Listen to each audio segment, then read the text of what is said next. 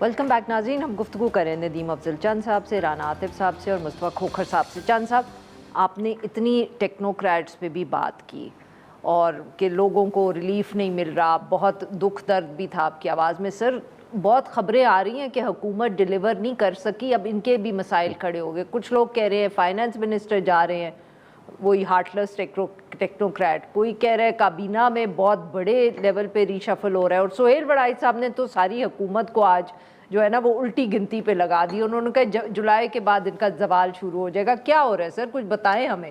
آپ نے ہی اس حکومت کو گھر بھیجنا ہے کیونکہ آپ کے ووٹوں پہ کھڑی ہوئی ہے. میں کوئی نجومی نہیں ہوں, لیکن سچی بات تو یہ ہے کہ پبلک کے اندر جو سینٹیمنٹ ہے نا جی, اسپیشلی ایگریکلچر کلاس کا اور مزدور اور جو ماڑا طبقہ ہے, وہ تو بہت ڈینجرس ہے. اور اسلام آباد میں اور پبلک میں ڈسکنیکشن ہے, یہ حقیقت ہے. اب حکومت کا کوئی ڈائریکٹ وزیر ہوتا تو اس کے ساتھ بحث بھی ہو سکتی, ڈیبیٹ بھی ہو سکتی, ہم نے آپس میں تینوں نے یا آپ کے ساتھ ہم نے کیا کرنی. لیکن یہ چیز ہم یقیناً ہم اتحادی ہیں, ہم حکومتی بینچز پہ ان کے ساتھ بیٹھے ہوئے ہیں. سر روز اجلاس بھی کرتے ہیں, آپ انہیں بتاتے نہیں ہیں یہ باتیں؟ بتاتے ہیں. میں نے خود زرداری صاحب کو کہا ہے, میں نے زرداری صاحب سے میری بات, انہوں نے کہا یہ ہم سے زیادہ عقل مند ہے. نہیں سر, بٹ آپ سپورٹ تو آپ کی ہے نا, جو آپ پاور میں تو آپ نے ان کو رکھا ہوا ہے. پاور میں آپ تو ان کے پاس اپنی میجارٹی بھی انہوں نے بنا لی ہے, کوئی ضروری نہیں کہ ہماری کو ان کو کوئی ضرورت ہے. لیکن میں سمجھتا ہوں کہ اس بجٹ میں ان کو عوام کو ریلیف دینا پڑے گا. اس بجٹ میں صرف ریلیف الفاظ کی آتا ہے نہیں, but what does relief mean؟ دیکھیں انرجی کرائسس, جس طرح سولر کی وجہ سے انرجی کرائسس لوگوں کا, کچھ آپ لوگوں نے جو صاحب حیثیت تھے, جس طرح آپ نے ایگریکلچر کی دیکھیں نا, آپ تباہی نکال دی آپ نے. باقی چینی والا اگر پیسے کما رہا ہے تو اس میں فارمر کو پیسے نہیں اس طرح مل رہے. اگر کوئی فلور مل والا کما رہا ہے تو وہ گندم کی پرائس اس کو کاشتکار کو نہیں مل رہی. اگر کوئی اور انڈسٹری والا کرنی پڑے گی, ورنہ تباہی. ورنہ آپ ووٹ نہیں کریں گے؟ نہیں, ہم نہیں, ووٹ کی بات میں نہیں کر رہا. ووٹ تو بجٹ میں کرنا پڑے گا. اچھا, ووٹ تو بجٹ میں کرنا پڑے گا, لیکن چیزیں ریلیف مطلب کہ لوگ پستے جائیں گے اور آپ ووٹ کرتے جائیں گے. ووٹ ہم تو ان کو سمجھا ہی سکتے ہیں نا. ہمارے پاس پیپل پارٹی کے پاس اور آپشن کیا ہے؟ نہیں, آپ مجھے بتائیں کیا آپشن ہے. سر گھر جائیں نا, چھوڑ دیں نا. اس وقت جو کرائسس ہے انہوں نے تو تسلسل کے لیے بہت ضروری ہے کہ پیپلز پارٹی حکومت نہ گرنے دے اور بجٹ کو ووٹ دیتی رہے. اچھا, وہ تو وہ سر کرتے ہیں جمہوریت کے تسلسل, اور ہم جمہوری لوگ ہیں. سر یہ ہمارے اوپر طنز کر رہا ہے. سر میں بھی کر رہی ہوں, اکیلے نہیں کر رہے. مجھے محسوس نہیں ہوئی, اس کی محسوس ہو رہی ہے. وہ سر آپ کے قریب بیٹھے نا, آواز ہو. سینیٹر صاحب آپ ہی, مصطفیٰ کھوکھر صاحب آپ ہی بتا دیں کہ سچ مچ کوئی تبدیلی آ رہی ہے کیبنٹ میں یا حکومت کو کوئی خطرہ ہے؟ خبریں تو بہت ہیں سر. خبریں تو بالکل اب چلنا شروع ہو گئی ہیں. آج سہیل وڑائچ صاحب کا جو کالم ہے وہ بھی کافی زیر بحث رہا ہے, زیر بحث رہے گا آنے والے دنوں میں. بنیادی سی بات ہے کہ پاکستان کی تاریخ کو اگر ہم سامنے رکھیں تو بڑے چاہ سے, بڑے پیار سے اسٹیبلشمنٹ کچھ جماعتوں کے اوپر ہاتھ رکھتی ہے, پھر وہ حکومت میں آتی ہیں, لوگ وزیر اعظم منتخب ہوتے ہیں. لیکن 2.5-3 سال سے بس جیسے ہی پیریڈ گزرتا ہے تو بس وہ پھر ان سے نالاں ہو جاتے ہیں. تو اگر مسلم لیگ نون کے ہمارے دوست یہ سمجھتے ہیں کہ ان کے پاس ایک بلینک چیک موجود ہے اور وہ اقتدار میں پرماننٹ رہیں گے, تو یہ ان کی خام خیالی ہے.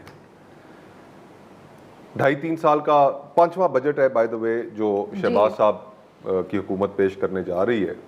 تو اگر کوئی اہلیت ہوتی, کوئی بجٹ کے اندر لوگوں کو ریلیف دے سکتے, کوئی عوام کے غم و غصے میں یا ٹیمپریچر میں کمی لے کے آ سکتے, تو یہ 5 بجٹ تو بہت بہت اپرچونٹی ہے. وہ ان کو دی گئی, نہیں کر سکے, پرفارم نہیں کر سکے. تو اب انہوں نے کوئی یہ لکھ کے تو نہیں دیا ہوا اسٹیمپ پیپر پہ کہ ہم نے بس تمہارا بوجھ اٹھائے چلتے رہنا ہے.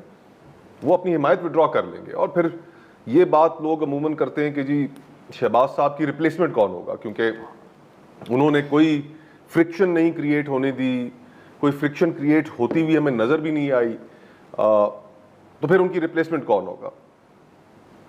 کاکڑ صاحب جب وزیر اعظم بنے تھے کسی کے وہم و گمان میں بھی تھا کہ وہ وزیر اعظم بن رہے ہیں, اور انہوں نے کوئی فرکشن ہونے دی. اور ایک رات پہلے وزیر اعظم بننے سے اتفاقاً میں اور وہ اکٹھے کھانا کھا رہے تھے, اور بھی ہمارے دوست موجود تھے. आप लोगों को तब मालूम था कि कितना हमने बड़ा तो सुबह उठे जब ये सर, खबर बिल- सुनी, बिल हमने दे कहा दिया तो तो- रात को हमारे साथ बैठे थे, हमें बताया तक नहीं। सर आप हमारे साथ ऐसी वारदात हो रही होती तो हम तो पहले ही फट चुके होते, हमारे तो पेट में वैसे ही। I hope you to at least paid the bill that night कि मतलब कि वजीर आजम को खाना तो आप लोगों ने खिलाया। ऑप्शंस हमेशा तैयार होती हैं, लेकिन बात ये है कि ये जो स्ट्रक्चर है पाकिस्तान की पॉलिटिक्स का, ये स्ट्रक्चर फ्लॉड है। बंद कमरों के अंदर बैठ के जो फैसले करना है अवाम की मंशा के खिलाफ, फिर ना आप कभी इखलाकी हैसियत दिला सकते हैं, और इखलाकी हैसियत ना होने की वजह से पाकिस्तान के लोगों ने कभी इस तरह की मॉडल्स जो हैं, नई नए एक्सपेरिमेंट्स जो हैं, कबूल नहीं करते। 8 फरवरी आपके सामने है। बिल्कुल। लेकिन अब कितना एक वोटर के पर्सपेक्टिव से सोचें कि उसके लिए कितना मुश्किल बना दिया गया था वोट करने का सिर्फ अमल। इमरान खान साहब की जमात मौजूद नहीं थी, उनसे इंतखाबी निशान भी ले लिया गया था, कोई कैंपेन करने की इजाज़त नहीं थी, कोई कॉर्नर मीटिंग नहीं, कोई जलसा नहीं, कोई पार्टी के झंडे नहीं। उसके बावजूद गाजरें, मूलियाँ, टमाटरों के ऊपर लोगों ने बाहर निकल के मोहरें लगा दी। तो जो इखलाकी हैसियत दिलाना है ना, वो आप जो मर्जी करते रहें बंद कमरों के अंदर बैठ के फैसले करके, वो नहीं होगी, और उस इखलाकी हैसियत ना होने की वजह से ठीक सर। आप कोई बड़े कदम भी नहीं उठा सकते। सर वक्त जरा कम रह गया, बट यही सवाल, आपको लग रहा है कि हुकूमत is now here to stay? नहीं, I don't think so. I think the game is over. But कोई लॉजिक भी तो देना सर, ऑपोजिशन वाली देखिए, बात ना पाकिस्तान करें। अगर तो पाकिस्तान लॉजिक पे चलता होता तो फिर तो मैं आपकी बात का जवाब दे देता। देखिए पाकिस्तान में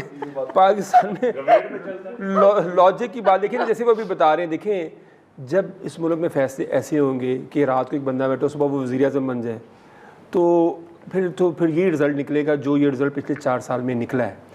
और मैं आपको एक बात बता दूं कि ये जो हुकूमत है, ये अब जो मर्ज़ी कर ले। ये पीपल्स पार्टी वाले वैसे कहते हैं नहीं हम हुकूमत में नहीं है, लेकिन हुकूमत इनकी वजह से ज़रूर है। ये पीपल्स पार्टी का वैसे मुझे भी आज तक समझ नहीं आई कि हुकूमत राणा साहब आपके रवैयों की वजह से नहीं, कायम है। हमारे रवैयों को आप छोड़ दें, आपने हमारे रवैयों पे पॉलिटिक्स नहीं करनी, आपने अपने नजरिए पे पॉलिटिक्स करनी है। चंद साहब, हुकूमत और पीटीआई जो है ना, वो हुकूमत को आपका जो रवैया है गैर जमहूरी, मैं देखे ना, आपने पॉलिटिकल डायलॉग से पीछे हट गया है, पॉलिटिकल कोई डायलॉग नहीं, कोई सोच नहीं, तो इस चंद साहब, वजह से एक क्राइसिस पैदा हो रहा है। तो मेरी, और ये पहले भी हुआ है, तो हुकूमत को फायदा हुआ है उसका, नून लीग को फायदा हुआ है। नहीं देखिए जी, हमें देखिए PPP नु तो कभी कोई फायदा हुकूमत होया ही देखिए नहीं हमारी है। मैं देखिए मैं उस बात को हमारी हुकूमत घराने में इन्होंने कहा जी वेलकम टू नया पाकिस्तान, पुराना पाकिस्तान, नहीं वेलकम टू पुराना पाकिस्तान, ठीक है ना। तो आज ये नहीं कह सकते, ये जो सारा निज़ाम खड़ा है ये पीपल्स पार्टी की हमायत से खड़ा है। और आखिरी बात, इसका सिर्फ एक ही हल है, मैं बारहा मैं आपसे भी बात कर रहा था, इसका एक ही हल है, आप जितने मर्जी तजर्बे कर लें, जब तक जैसे खोखर साहब ने कहा एक हार्ड रीसेट एक है। बस सर मेरा वक्त खत्म हो गया। आपको बहुत बहुत शुक्रिया मेरे 3 मेहमानों का, उन्होंने हमारे लिए वक्त निकाला। आज के लिए बस इतना ही। We'll be back tomorrow at the same time.